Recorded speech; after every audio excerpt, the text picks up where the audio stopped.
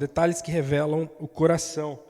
Na semana passada, o Mano falou sobre alguns detalhes e como importa estar atento aos detalhes. Aquela história do avião, quem é que estava no domingo passado, é uma história, quem viu, né? Quem assistiu, depois na internet, a história do avião falava como parte do checklist de um avião é retirar aquelas fitas branquinhas, né, que eles colocam nos sensores. E por conta de né, algumas pessoas terem pulado isso, houve uma tragédia lá no Peru. E, de fato, os detalhes, eles fazem toda a diferença. É importante nós estarmos atentos a essas pequenas ações que, na nossa jornada, como seres humanos, né, como cidadãos, como cristãos, como discípulos de Jesus, podem transformar tudo. Às vezes é um jeito que você fala com o teu cônjuge, com o teu filho, uma palavra maldita, né? Um relacionamento na igreja, né, que você faz de algum jeito, no seu trabalho. Às vezes é um jeito que você reage ao chefe ou alguém que muda, né, transforma toda a sua realidade. Para o bem e para o mal também, né? Não só coisas ruins. Às vezes é a coragem de você ir lá e tentar fazer algo, né? A ousadia de apresentar algo. Eu pensando com a Suzy, né? A decisão de ir lá e falar com aquela loirinha lá de Curitiba, né? Ó, eu gosto de você, né? Esses pequenos detalhes, eles vão transformando as nossas vidas e vão moldando, né? Aonde a gente vai chegar. E quando nós olhamos para essas tragédias que acontecem, que poderiam ser evitadas por pequenos detalhes, que é tão comum a gente ver isso, né? A gente talvez até tenha a facilidade de apontar o dedo, né, e falar, puxa, isso aqui que faltou. Esse foi o detalhe que alguém passou batido, que alguém não percebeu. Mas a sabedoria, ela consta em você conseguir perceber isso antes do que depois, não é verdade? Se nós conseguirmos só perceber as coisas que dão errado depois que elas deram errado, de fato, existe um aprendizado nisso. Mas a verdadeira sabedoria, ela permeia a habilidade de nós conseguirmos perceber esses detalhes antes deles acontecerem. E a Bíblia, ela nos oferece vários conselhos. Se você for ler a Bíblia e aplicar ela, se a gente pudesse pegar a Bíblia, né, botar no ChatGPT assim, ó, aplique tudo isso aqui em coisas práticas. Eu tenho certeza que infinitas coisas úteis iam sair para as nossas vidas. Nós temos visto sociedades europeias, consideradas pós-cristãs, né, onde a cultura é permeada pelo cristianismo, mas um cristianismo de ações práticas em si, mas sem vida, né, sem coração. Onde os conselhos bíblicos, vamos dizer assim, a ética bíblica está ali, permeada na sociedade. Ela é muito útil, mas será que é só isso? Será que os conselhos da Bíblia, eles oferecem essas possibilidades de nós antevermos erros, de nós nos prepararmos, de nós vivermos de uma maneira melhor? Mas é só isso. O principal ponto sempre será um coração que verdadeiramente ama o Senhor, ama a Deus antes de tudo. Percebe o que eu estou falando? Sobre um sentimento, né? Amar. Mais do que uma ação, mais até do que uma compreensão lógica, é um sentimento. É difícil nós descrevermos o amor. Se fosse pedir para você descrever o amor, ou usar alguma analogia, alguma figura para... É difícil o amor, essa sensação que ela também se traduz em prática, lógico, né? Em sacrifício, e a gente sente isso, a gente sabe o que é. Aos casais, aos pais, aos filhos aqui, né? Todo mundo sente amor por alguém, por alguma coisa, pelo menos. O amor, ele é essa sensação. E é difícil nós escrevermos de fato, mas pegando o próprio Jesus, quando diz sobre ser pão, sobre ele ser o alimento, eu fiquei pensando que talvez o amor possa ser dito como a fome. Eu agora estou doente, né? Então esses dias todos eu comi muito mal. A Suzy, não era culpa dela, claro, ela faz um almoço, uma janta excelente sempre assim. Ontem teve uma sopinha muito gostosa, mas tu tá sem apetite, né? Só de mover a colher assim, ó, já dói meu braço, sabe? Aquela dor assim, tô todo ruim. Eu provava, Parece que a falta de apetite, a falta de fome, faz com que toda aquela beleza, aquela comida não tenha graça. Eu poderia preparar toda a receita, fazer algo perfeito, né? Com os melhores ingredientes, saber exatamente como preparar as coisas, mas sem fome, tu não quer comer aquilo. Por mais que esteja delicioso, por mais que seja ótimo, por mais que seja muito bem feito tudo aquilo. Mas se a gente não tiver fome por aquela comida, não faz diferença. Eu sei bem, eu tô vivendo esses últimos dias, né? E parece que com Deus é um pouco disso, assim. Talvez Jesus use essa questão dele ser o pão, né? Vocês têm que ter fome. Não adianta só saber a receita. E é isso, bota um pouquinho de páprica, um pouquinho disso, um pouquinho daquilo, a pimenta, e está pronto. E talvez essa seja o olhar, talvez esse seja o olhar de alguns quando olham para a Bíblia simplesmente atrás dos conselhos, das receitas, de um modo de vida bom, que está aí. É claro, ele funciona, vamos dizer assim, mas às vezes as pessoas estão sem fome. Nós precisamos desejar o próprio Deus, ter fome de Deus, como Jesus fala, né?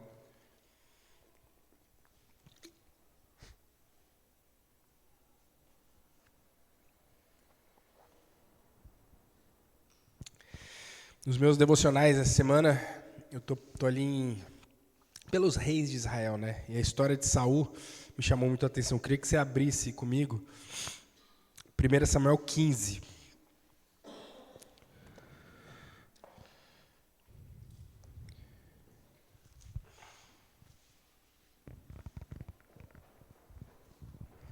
Bom, deixa eu te contar um pouquinho, deixa eu te dar um contexto primeiro, né? Nós estamos aqui em 1 Samuel 15, o povo, ele sai do Egito, passa um tempo no deserto, chega em Canaã com Josué, e aí eles começam a conquistar a terra, isso é a época dos juízes, e o livro de Juízes vai abordando até que o último juiz é o Samuel. E o Samuel tem esse papel de sacerdote, de juiz, de legislador ali da nação de Israel, né, das 12 tribos. Mas eles olham para o lado e veem que as outras nações têm reis. E eles falam, a gente também quer ter um rei. E aí a família de Samuel não é uma família muito boa, os filhos dele não são filhos exemplares. E aí ele já percebe que ele está sendo, vamos dizer assim, escanteado, né, substituído pelo povo. O povo já não quer mais a liderança nem dele, muito menos dos seus filhos. E aí Samuel fala, tudo bem, então vou buscar de Deus um rei para vocês. E aí Deus vai lá e fala, o primeiro rei de Israel vai ser esse tal de Saul aqui. Esse é o contexto, né, para você ter um pouquinho da noção. E, bom, Saul ele vinha da tribo de Benjamim. Se você lembrar as 12 tribos, os 12 filhos, Benjamim é o último filho. Então, tem um aspecto de honra, assim. Jacó, o pai dos 12, ele gostava mais dos dois últimos, José e Benjamim. Então, Benjamim é um dos filhos favoritos de Jacó. Então, da mesma maneira, é uma das tribos que mais foi abençoada. Ela sempre teve aspectos diferenciados, vamos dizer assim, do que as outras, né? E Saul vem de uma família rica, uma família boa, lá dessa tribo de Benjamim. Então, uma das boas tribos, uma das boas famílias dentro dessa tribo. Ele é um cara alto, a Bíblia fala que o mais alto batia no ombro dele. Imagina, um homem muito alto, né, muito grande, com uma postura, com uma família, com um sobrenome, vamos dizer assim, né, ele é um benjaminita, e ele é reconhecido pelo povo como alguém usado por Deus. Ele tinha a mão de Deus abençoando ele. Quando alguém olhava para Saul, com certeza percebia que Deus estava agindo através da vida dele, porque ele foi ungido como rei, ele tinha essa família poderosa, veio de uma boa tribo, ele agora estava vencendo batalhas em nome do Senhor, estava organizando o povo de Israel. As promessas que Deus tinha dado de conquista daquela terra, que ainda não tinham sido plenamente efetivadas, eles não tinham terminado de conquistar a terra, Saul está dando passos em relação a isso. Eles estavam aqui, agora com o reinado de Saul, eles começaram a ampliar e terminar, vamos dizer assim, de conquistar a terra.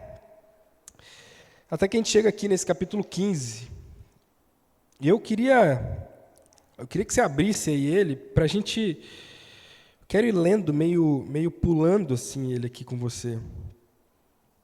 Porque no começo ele fala assim, ó, Samuel disse a Saul, eu sou aquele a quem o Senhor enviou para ungí-lo como rei de Israel. Por isso escute agora a mensagem do Senhor. Assim diz o Senhor dos Exércitos, castigarei os amalequitas pelo que fizeram a Israel, atacando quando saía do Egito. Agora, depois de alguns anos, Deus, que é tardio em irar-se, né? Ele fala assim, chegou a hora de eu punir os amalequitas. Lá atrás, séculos antes, quando vocês estavam saindo do Egito, os amalequitas foram ruins para vocês e atacaram vocês pelos flancos, assim, eles foram covardes com os israelitas. E aí nada aconteceu, passaram-se séculos e agora Deus chama Saul e fala assim, Saul, chegou a hora de, através da tua vida e do reino de Israel agora, a gente castigar, fazer justiça com os amalequitas. Então você vai lá, ele diz assim no versículo 3, e ataquem os amalequitas e consagrem ao Senhor para a destruição tudo o que lhes pertence. Não os poupem, matem homens, mulheres, crianças, recém-nascidos, bois, ovelhas, camelos e jumentos. Eu não quero mais ouvir falar desse povo. Deus já tinha feito isso outras vezes. O dilúvio não é isso? Várias vezes Deus zera tudo, né? Cansei desse povo aqui. Eu não quero mais ouvir falar dos amalequitas. Chegou o julgamento deles. Beleza, aí Saul, ele convoca o povo, vai lá e vai atacar os amalequitas. Ele avisa todo mundo, ó, quem não for amalequita, sai de perto deles, porque eu vou chegar aí e vou destruir tudo. Aí eles vão lá, destroem os amalequitas. Aí no versículo 9 diz assim, mas Saul e o exército pouparam Agag, que era o rei. E o melhor das ovelhas e dos bois, os bezerros gordos, os cordeiros, pouparam tudo que era bom, mas tudo que era desprezível e inútil destruíram por completo. Primeiro, Deus diz, ó, isso aqui é ruim, eu quero que destrua. Eles falam, não, é mais ou menos ruim. Eu acho que é bom. E eles poupam, né? Poucos versículos antes, Deus diz para eles não pouparem. Bom, o que acontece é que Samuel chega lá e profere para Saul o juízo de Deus para ele. Samuel diz assim,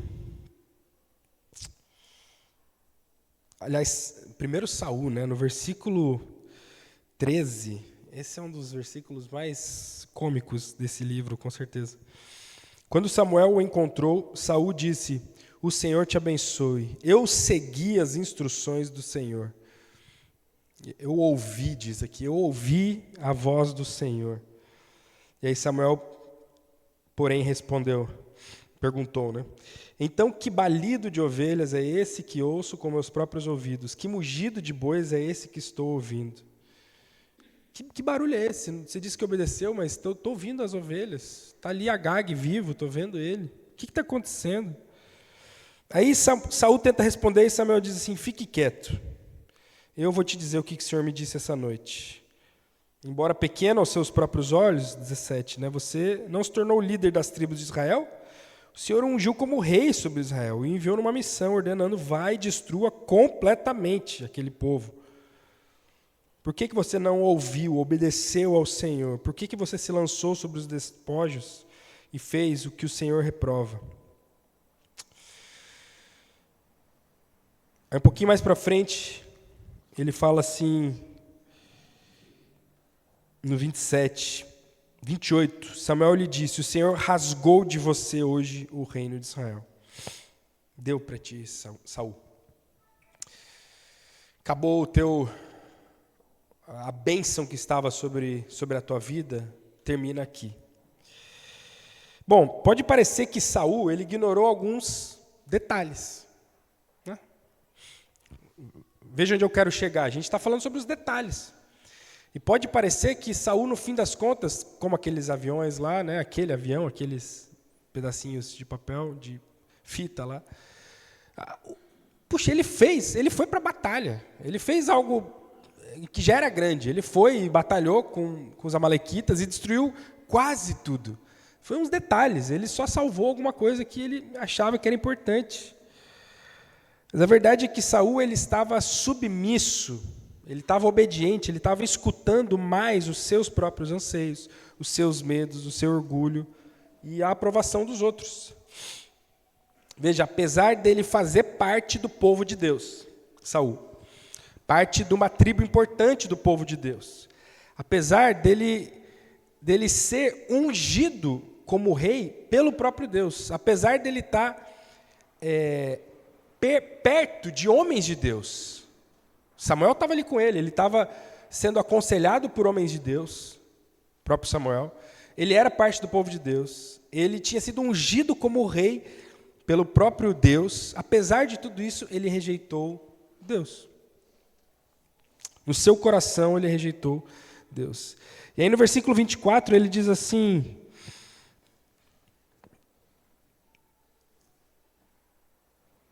pequei, disse Saul, pequei. Temi o povo e dei ouvidos à voz do povo. Valorizei mais a voz dos outros, do povo, do que a tua. Tive medo dos soldados e os atendi. Aí no 30, depois dessa discussão e de Samuel ter dito para ele, acabou, o teu reino acaba aqui. No 30 ele ainda diz assim, pequei. Agora honra-me perante as autoridades do meu povo e perante Israel. Volta comigo. Quase dizendo assim, não, eu vi que eu errei. Mas eu ainda estou com medo do povo, eu ainda estou com medo dos soldados, eu ainda valorizo mais a voz deles e o que eles pensam sobre mim do que o que o Senhor pensa sobre mim, do que o que Deus pensa sobre mim. Ele admite o pecado, mas continua preocupado com essa imagem diante das pessoas. Queridos, eu quero começar dizendo que a insensibilidade tomou conta do coração de Saul. Deus não tinha valor suficiente para Saul. O problema era esse. Não eram só os detalhes revelam o coração, é isso que eu disse. Mas Deus não tinha mais valor para o coração de Saul. Queridos, quantas vezes eu já me senti insensível para Deus?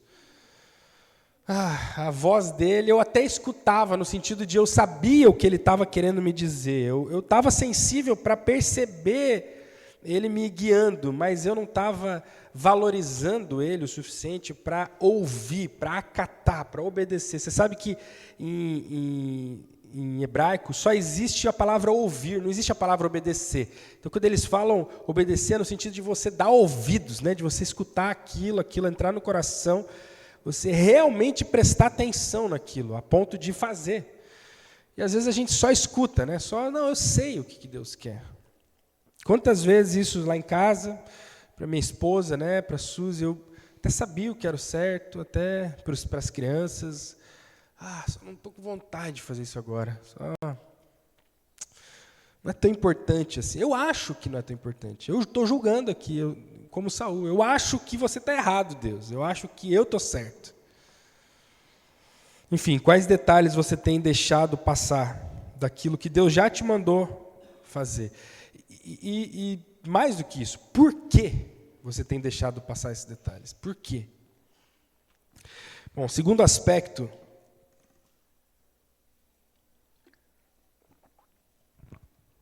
um coração que ama o Senhor.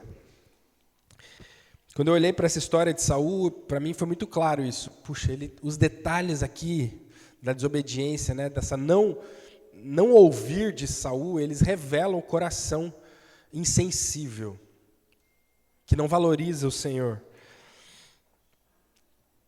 Mas quando eu olho para um coração que ama o Senhor, Jesus é o exemplo disso, claro, ele nos apresenta com a sua vida, com as parábolas, com seus ensinos, com os milagres, com tudo que ele falou. A gente pode olhar para Jesus e ver alguém que é a conduta perfeita.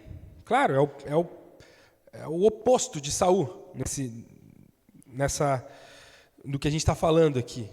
Se Saul não dava atenção para isso, Jesus, claro que dava. E a gente pode aprender com ele a como viver uma vida que agrade ao Senhor também. A gente pode olhar para a Bíblia, olhar para a vida de Jesus e extrair da vida de Jesus aspectos que nos façam viver uma vida que agrade ao Senhor, de maneira prática e eu até diria superficial. Como eu estava falando lá atrás, do povo europeu, das culturas que olham para a Bíblia, para o Novo Testamento, para a ética de Jesus. Quantas vezes a gente já ouviu isso? Jesus é um grande mestre, a ética de Jesus é perfeita. A gente pode fazer isso, pode olhar para os milagres, para as pregações, para as parábolas, para o que Jesus ensina, para tudo isso e extrair um passo a passo de como fazer coisas que agradem, ou que pareçam agradar ao Senhor, que pareçam ser melhores, pareçam ser éticas, pareçam ser boas. Não é verdade? A gente pode olhar para Jesus com esse olhar. E talvez muitos nas igrejas, ou no mundo por aí, eu diria até, tem esse olhar para Jesus como simplesmente um guia, né? Um passo a passo de como fazer o mais perto possível do que é o certo. Sempre que eu me encontro com alguém mais velho, assim, eu gosto de perguntar algumas coisas para eles, para essas pessoas, né? Já tive várias vezes essa oportunidade. Grandes homens, grandes líderes, mulheres mais velhas, assim. Eu gosto de perguntar... Bom, você faria alguma coisa diferente? Né? 90 anos aí, sei lá, né? Você faria alguma coisa diferente? Ou o que foi o mais importante? O que mais te marcou? Qual que foi o teu alvo de vida? Porque essas pessoas, elas parecem que já viveram o suficiente para conseguir sintetizar algo muito assim, profundo, né? Nas respostas dela. E eu acho interessante porque alguém perguntou isso para Jesus também. A gente teve a oportunidade de alguém perguntar: Jesus, o que é o mais importante? O que é o mais importante? E aí lembra, Jesus esse que tinha todo o checklist, né, dos detalhes perfeitos, ele sabia tudo o que fazer. Isso aqui, isso aqui, isso aqui. Ele fala assim, o que é o mais importante? Mateus 22. Jesus respondeu: ame o Senhor. Sobre o coração, ame o Senhor, seu Deus, de todo o seu coração, de toda a sua alma, de todo o seu entendimento. Este é o primeiro e maior mandamento. Quando Jesus foi questionado sobre isso, o que é o mais importante? O que mais importa, Jesus? E claro que a gente consegue olhar para a tua vida e ver todos os detalhes, porque parece isso, parece que tu é perfeito, parece que tu está... Todos os detalhes tu dá o check. Eu quero fazer essa ética, eu quero ter esse tipo de vida, eu quero agradar a Deus como você vive, Jesus. Eu quero poder ir olhando e o que eu tenho que fazer para poder te imitar, para poder fazer certinho isso. Quais são os passos? E Jesus fala assim, é amar. É um sentimento, vai além desse checklist, você tem que amar o Senhor de todo o teu coração. E claro que é difícil conceituar o amor, eu já falei sobre isso. E eu diria que é impossível, se é difícil conceituar o amor, é impossível obrigar alguém a amar. Não é verdade? Como é que você obriga alguém? Né? Ame. Né? Como é que a gente faz isso? O amor, ele parece que surge naturalmente em algumas situações. Quando você ganha um filho, você ama ele, parece que naturalmente surge isso. Ou uma amizade que vai se construindo, e naturalmente você vai desenvolvendo o amor por aquele amigo, por aquela amiga, né? Ou um casamento, claro. É uma coisa meio natural, mas difícil de você obrigar, mas isso vai surgindo também através de ações práticas, através de vida na vida ali. Se você precisasse fazer alguém amar alguém, pensa agora comigo assim, se você precisa fazer que alguém ame alguma coisa ou alguém, o que você ia fazer? Pensa.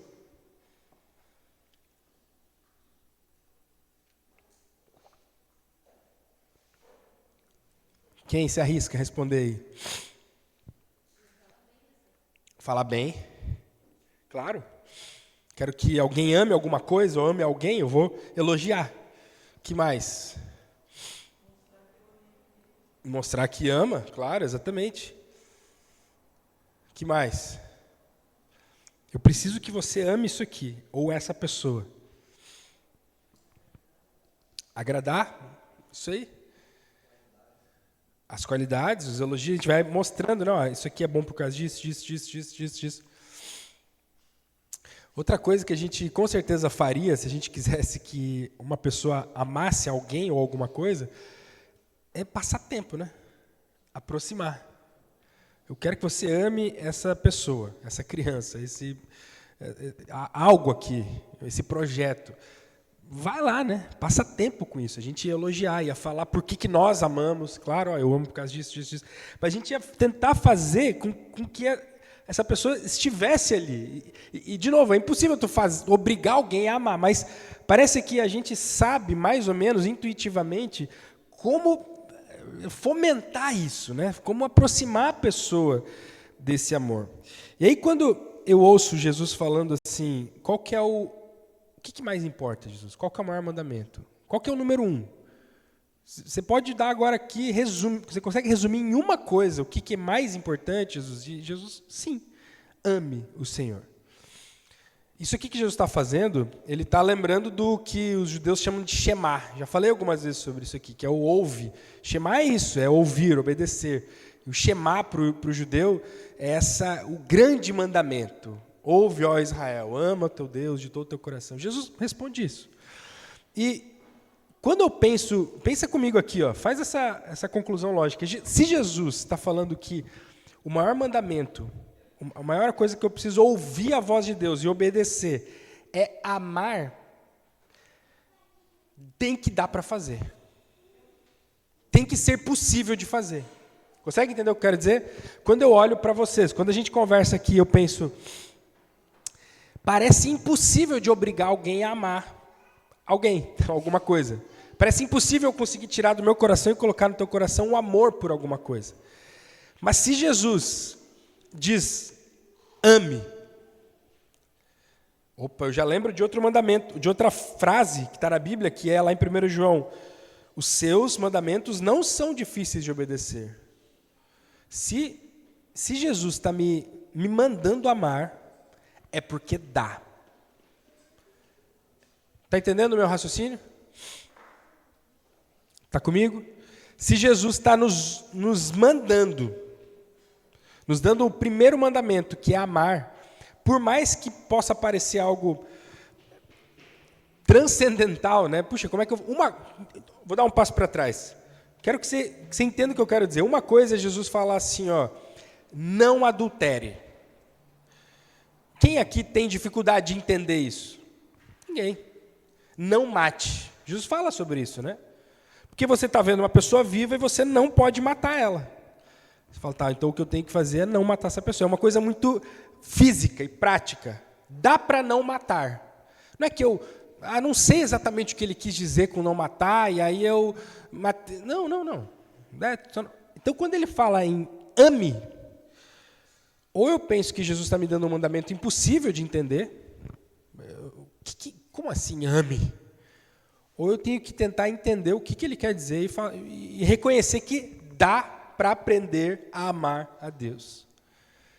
Tem que ter um jeito, se Deus está me falando isso, ó, eu quero que vocês me amem a Deus. Isso é o primeiro mandamento. Esse é o primeiro mandamento, o mais importante. Se a Bíblia fala que os mandamentos de Deus não são difíceis de obedecer, lá em 1 João, tem que ter um jeito de amar a Deus. Eu não consigo obrigar teu coração e nem o meu a fazer isso. Só pensando, fazendo isso. Eu consigo orar sobre isso, claro, mas eu consigo, mais do que isso, ter rotinas que me levem mais para perto dele. Aquilo que a gente estava falando sobre como gerar o amor no coração de uma pessoa. Queridos, devocional todo dia. Lê a Bíblia, abrir a Bíblia e ler todo dia. Orar todo dia. Participar das celebrações aqui. E por mais que as celebrações tenham a ver muito mais com, não muito mais, tenham também a ver com as pessoas, né, com essa nossa interação aqui, eu acredito sim que aqui existe algo que acontece quando a igreja se reúne. A presença de Deus, ela exige que a igreja se reúna às vezes, para que as coisas aconteçam quando a igreja está junta. Toda a igreja está junta, através da palavra, da ceia, de cantar, de orar. Eu não sei como tem pessoas, eu já falei sobre isso outra vez aqui, eu não sei, você conseguiria parar de viver com Jesus? Eu não sei como tem pessoas que parece que levam de maneira tão superficial os encontros com Deus, os devocionais. Esses dias, agora recentemente, eu já estava doente, começou a tocar, eu acordei mais tarde daí, eu sempre sou o primeiro a acordar lá em casa, então eu acordei e já estava tudo acontecendo lá em casa, né? Meio zumbi. E aí eu cheguei, eu coloco música todo dia de manhã, mas os meus filhos já aprenderam isso e eles mesmos colocaram esse dia, porque eu não tinha acordado ainda, né? Aí eles colocaram música, cheguei lá, já estava uma música tocando, aí tá, então aquele clima assim de acordando, sei lá, umas 8, isso já era, né? Ah, tá, eu fui fazer devocional e começou a tocar um sertanejo, sei lá, nem vou falar o artista, porque eu não lembro aqui, qualquer sertanejo desse tocou, né? Eu olhei para as suas, a gente, nossa, não, que música é essa, né? Não, tipo assim, não é hora disso. Eu até não tenho problema, né, de você ouvir outras músicas, não é esse o meu ponto, é só, parece que aquela hora era reservada para a gente ter um tempo com Deus, e aí tocou uma música assim que destoou, a gente falou, não tem nada a ver essa música, agora parece que eu quero ter tempo com Jesus, eu não consigo fazer mais nada antes disso. É isso que eu queria mover teu coração a pensar assim, você consegue? Eu não consigo acordar e já fazer outras coisas, assim, eu preciso ter tempo com Jesus. Jesus sabe que é do coração que flui essa força para daí sim nós obedecermos os pequenos detalhes, as coisas. Por mais que o meu papel aqui, querido, seja assim, expor a Bíblia, e eu tento olhar para os versículos, e o grego, hebraico, né, explicar, e eu acho que o meu principal papel como pastor é esse, é olhar para a Bíblia e tentar te fazer perceber melhor o que está escrito aqui. Por mais que esse seja um dos meus papéis aqui, né, mais do que isso, eu realmente acordo e fico pensando assim, como é que eu posso fazer eles amarem Jesus? É mais sobre isso. E aí eu tento explicar da melhor maneira, porque eu acho que se eu explicar, você vai amar a palavra dele. Mas mais do que isso, eu fico pensando, puxa, como que eu posso fazer essas pessoas amarem Jesus? Amarem Jesus. Queridos, quando nós valorizamos Deus acima de tudo, nossa rotina ela é ajustada, nós somos compelidos, é isso, tu não consegue não ter tempo com Jesus, seja no devocional, seja com a família, seja aqui no domingo. Não se perca em experiências difíceis de reproduzir. Isso é um outro problema das pessoas, às vezes. Elas acham que o mais eficiente para amar a Deus é ter experiências super profundas e super densas e difíceis de reproduzir. Seja uma conferência, uma coisa assim, seja ficar 5 dias de jejum num monte, fazendo coisas que você não consegue fazer nunca. E aí você fica atrasando isso, não, eu não consigo ter tempo com Deus, eu quero conhecer mais a Deus, eu quero fazer um curso que vai me dizer sobre a Bíblia, tá? Eu quero ter experiências excêntricas, eu quero que tenha música, eu quero me reunir aqui no prédio todos os dias. E você vai criando coisas que são impossíveis de reproduzir. Enquanto que Jesus, quando ele se apresenta para nós, lembra algumas figuras que ele diz que ele é? Pão, vinho, água. O que Jesus quer dizer? Simples, gente. Pão. Não é nossa melhor, é pão, vinho, água. Tenha experiências simples. Comece com o que é mais óbvio.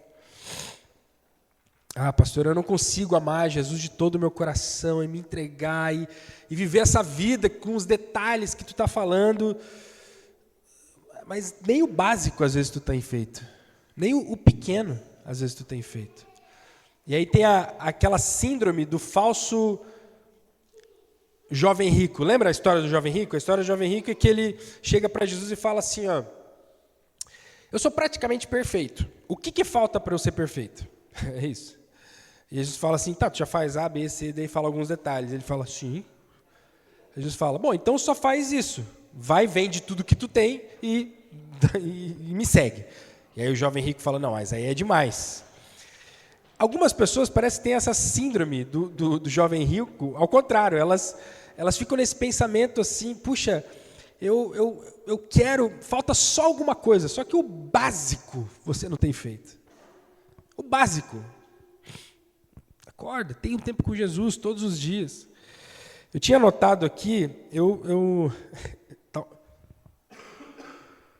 tá um ponto de interrogação. É uma pergunta que eu fiz para mim mesmo. Enquanto eu estava pregando, eu deixei assim, vou ver, na hora eu vejo se eu faço isso aqui ou não. Fazer eles terem esse tempo de devocional de 5 minutos. Eu não vou fazer. Estou mal demais para isso. Mas o que era a minha ideia? Eu queria realmente parar 5 minutos aqui e te deixar um tempo para você fazer um devocional. Agora. Para desmistificar, às vezes, o que eu ia te falar? Eu ia te dar um texto, eu ia pedir para você ler esse texto, eu ia pedir para você pensar o que Jesus falou com você nesse texto e eu ia pedir para você orar. Em silêncio, cada um fazendo o seu. Porque às vezes a gente fica nesse... Entende? Vocês estão entendendo o que eu quero dizer? Às vezes a gente fica supervalorizando coisas e dificultando a vida e falando, não, é que eu não consigo ter tempo para... pastor é fácil, para isso é fácil. As outras pessoas têm isso, é que não sabem a minha rotina, que não sei o quê. E às vezes Jesus está falando que ele é o pão, gente. O pão você come todo dia. Um devocional de 5 minutos você faz todo dia. Quer amar a Deus? Faz o básico. É isso que eu quero dizer, faz o básico. Se Deus disse que o mandamento mais importante é amá-lo, e se a Bíblia fala que os mandamentos de Deus não são difíceis de serem feitos, tem que ter um jeito fácil de amar a Deus. O básico. Faz o básico. Começa com o básico. Tá, avançando. Porque Jesus ele não fica só no amor a Deus, ele segue, diz, o segundo, semelhante a este é, ame o seu próximo como você ama a si mesmo. O primeiro mandamento é sobre Deus e o segundo é sobre as pessoas.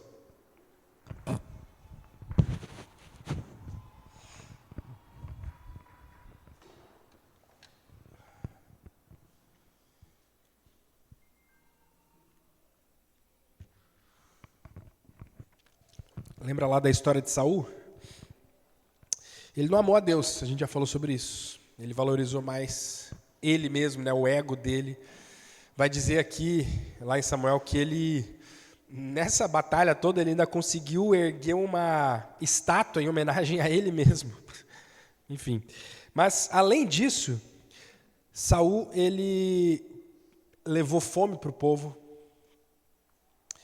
Ele perseguiu o seu próprio filho. Os soldados foram mortos à toa por conta da ganância dele, do egoísmo dele. Ele perseguiu Davi, né? À toa também. Saul não amava o próximo. É isso que eu quero dizer. Saul não estava atento às pessoas do lado. Tem uma situação em que ele está com tanta raiva de Davi que alguns sacerdotes ajudam Davi e ele vai lá e mata, eu não lembro de cabeça agora, eu acho que são 85, tá? Mas são dezenas de sacerdotes. Dezenas de pessoas que não tem nada a ver, ele só está com raiva, ele só não ama as pessoas ao lado dele. Queridos, e nós ficamos cegos às vezes para alguns detalhes, de novo, lembra lá que o Mano falou, né, do avião, às vezes a gente passa abatido por alguns detalhes porque nós não valorizamos as pessoas que estão ao nosso lado, ao nosso redor. O egoísmo faz com que a gente deixe de ser útil, deixe de ser edificante para nos tornarmos murmuradores, reclamões. Já falei aqui sobre isso, que eu acredito que existem 2 tipos de pessoas, ou 2 tipos de posturas possíveis que você pode ter. Ou você serve o próximo, ou você reclama. Ou você murmura. Claro, e às vezes a gente pula daqui para lá, né? E fica um pouquinho aqui, um pouquinho lá, e estou mais reclamando hoje eu estou mais útil, estou mais ajudando as pessoas. Mas me parece que a gente não consegue fazer os 2 ao mesmo tempo. Eu nunca consegui ver alguém servindo as pessoas, sendo útil, ao mesmo tempo reclamando. A gente, sempre que reclama, está atrapalhando, está parado, está inútil. Filipenses 2, Paulo diz assim, façam tudo sem murmurações, nem discussões, para que sejam irrepreensíveis e puros, filhos de Deus inculpáveis no meio de uma geração pervertida e corrupta, na qual vocês brilham como luzeiros do mundo. Olha o que Paulo está fazendo aqui. É um versículo que, em base a isso que eu quero dizer, façam isso sem murmurações, Porque então vocês serão luzeiros do mundo. Ou você é útil, ou você está servindo, sendo luzeiro, ou você está murmurando, reclamando. Bom, mais uma vez, como é que a gente ajuda alguém a amar outra pessoa? Tá? Se o primeiro ponto é amar Deus, e a gente já falou sobre como isso, faço o básico, tenha tempo com Deus. Como é que eu faço para amar outra pessoa? Como é que eu me ajudo? Como é que eu te ajudo a amar outra pessoa? Esse é o segundo mandamento. Também, passe tempo com as pessoas. Queridos, passe tempo com as pessoas. Como a gente, eu estou sem ser meu celular aqui, né? Mas como a gente, nossa geração, tem sofrido muito por causa das telas. A gente acha que a gente está com as pessoas. A gente está com um pedaço de vidro, né? Olhando. Passe tempo com as pessoas. Tempo com as pessoas. A saúde da igreja depende da comunhão, da generosidade, do servir um ao próximo, do discipulado, do amor uns pelos outros. Você está passando tempo com o resto da igreja? Como é que é a tua agenda aí? Ah, é que eu não gosto muito daquela família. Eu não gosto muito Eu escutei isso há umas 2 semanas atrás. Não, é que eu não me dou muito bem com aquela família, com aquelas pessoas. Eu não me sinto muito parte do grupo, muito incluso. Eu queria viver mais evangelismo, mais oração, mais um ensino mais forte. Eu fico pensando, aonde que tu está indo? Qual é a tua rotina? Porque, queridos, eu vou te falar a minha rotina. Se no domingo eu passo aqui esse tempo com vocês, meus filhos estão lá. Ao longo da semana eu vou ver, pelo menos 2 vezes na semana, outras pessoas aqui da igreja. Na terça, na quinta. Vou ver pessoas e ter discipulados com elas. Vou ter troca de vida. A gente vai falar um pouquinho como é que está a minha vida, um pouquinho como é que está a vida dela. A gente vai falar sobre a Bíblia. Não é porque eu sou pastor, porque eu só estou vivendo o discipulado. Eu estou me submetendo a isso. Aí na quarta tem a nossa célula. Aí mais um tempo lá, que eu vou ficar doente, né? Mas aí tem a nossa célula, que é mais um tempo da gente estar ali juntos. Aí na sexta a gente está tentando investir em alvos de amor, ou seja, chamando pessoas para ir lá em casa para a gente poder evangelizar. Assim, essa a minha agenda, eu tô vivendo toda hora oração, comunhão, evangelismo, discipulado. Tá cheia a minha agenda. Eu tô com a igreja, eu tô com as pessoas. Aonde você está indo? Onde você está, cara? Como é que é a tua agenda, se não tem ensino, se nem tem oração, se não tem evangelismo, se não... E às vezes, entre aspas, né, as pessoas nos cobram, me cobram, né? Ah, tinha que ter mais isso, pastor, mas onde está? O que você está fazendo? Eu passo o dia inteiro, a semana inteira fazendo isso. Ontem a gente estava lá na oração dos legendários, né? Estava meio doente, até a Suzy falou, tá meio doente não, né? Está um pouquinho mais doente que eu estou hoje, né? Então, pior ainda. A Suzy falou, não vai, amor. Com muito cuidado dela, uma esposa maravilhosa, tá certa ela. Eu bati o pé e falei, eu vou. Que eu quero ir, foi por isso. Não tem obrigação nenhuma, né? Falei, eu quero ir, eu acho legal, quero estar junto com as pessoas, isso é bom para mim. Queridos, desculpa essa franqueza, assim, e eu imagino que depois de tudo que a gente já conversou aqui, ao longo dos anos, né, ninguém vai me confundir por um legalista que acha que é a vida na igreja, você tem que abrir mão da sua família para você passar todos os dias aqui no prédio fazendo coisas. Não adianta nada isso. Não é sobre isso que eu estou falando, mas eu queria te dar um alerta. Não adianta nada você estar em todas as reuniões da igreja, fazendo todas essas coisas e não estar bem com a tua família. É verdade, tudo bem. Mas o alerta é que não pense que você consegue ficar bem com Deus, bem com a sua família, se você não estiver bem com a sua igreja. Se você não estiver passando tempo com o resto da igreja. A família vai passar, a igreja não, lembrem disso. Jesus diz lá no Evangelho de João, nisto todos conhecerão que vocês são meus discípulos. Como que as pessoas reconhecem que vocês são discípulos, que nós somos discípulos? Se tiverem amor uns pelos outros. Bom, para acabar, queridos, quero te lembrar que nós somos amados. A gente falou sobre isso ontem de manhã, né? Nós somos amados. Deus nos amou primeiro, queridos. Nós somos amados, amados. O amor é isso. Não fomos nós que amamos a Deus, mas foi Ele que nos amou e mandou o seu Filho para que, por meio dele, os nossos pecados fossem perdoados.